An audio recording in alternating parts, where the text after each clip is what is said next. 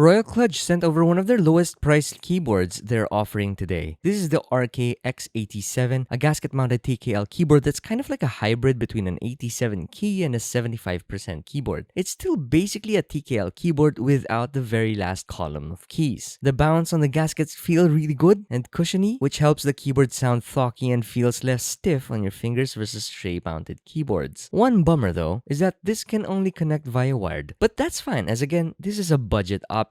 Hi, I'm Daniel with the Biboyharanero team. We've been reviewing tech products mostly focused on gaming and audio gear. So consider subscribing and be updated with our new video releases and tech updates. Back to the X87. This features a north-facing universal hot swap PCB that accepts a 3-pin or 5-pin switches. Being a hot swap keyboard, you may freely replace the keys with your chosen switches. However, the stock switches on the X87 is the cream linears from RK, which sound very creamy, which is suggested by the name of the switches. They have 45-gram springs within, and I think they're just good enough, and I'm not really sure I would recommend you even replacing them. Then onto the software, it has all you need from customizing multiple profiles with key binding, macro recording, and LED customization with an audio reactive mode. Let's explore the build this time. Inside the box, you get a keyboard, cable, documentation, and the PET dust cover. I wish extra switches were included or even a key puller combo, which is usually included in keyboard boxes. Anyhow, at least the PET dust cover was included, so keep it on when you're not using the keyboard to prevent dust buildup. The keyboard weighs about 800 grams, which to me is standard. So not over the top, but also not too lightweight that it feels cheap. When tapping on the keyboard, you do not hear a lot of echoey sounds because it's fully dampened within. Looking at the layers of the dampers, you see it jammed with foams and sound absorbing sheets. Under the keyboard, you get anti-slip pads so it doesn't move around your desk. You also get kick-up feet for angle adjustments. Then at the top side, you will find the USB-C input pan to the left side. You also see cutaways that are meant for other inputs that isn't included on this unit. Overall, the build quality was satisfactory. If I had to make one nitpick, that would be the difficulty of tearing the keyboard down. You would need specialized tools to do it safely. Definitely not credit cards. The keycaps are made of ABS plastic in the OEM profile. I personally do not like the texture of ABS plastic and would have loved PBT instead. However, we also have to remember that RK is offering this keyboard at the lowest price possible, so there's that. Now, on the stabilizers, these are very tightly placed on the positioning plate, so that was a huge plus. Aside from adding in more dielectric grease, I wouldn't do anything else on these stabilizers. Maybe tune them, but I personally think that's unnecessary. Now, onto the switches. You get pre-lubricated cream switches with 45-gram springs. I think the springs are a good balance between typing and gaming. I would say you would be able to do fast keystrokes while not making a lot of mistakes when typing. But still, I would prefer 40 grams and below for gaming. Anyhow, here's how they sound on the board.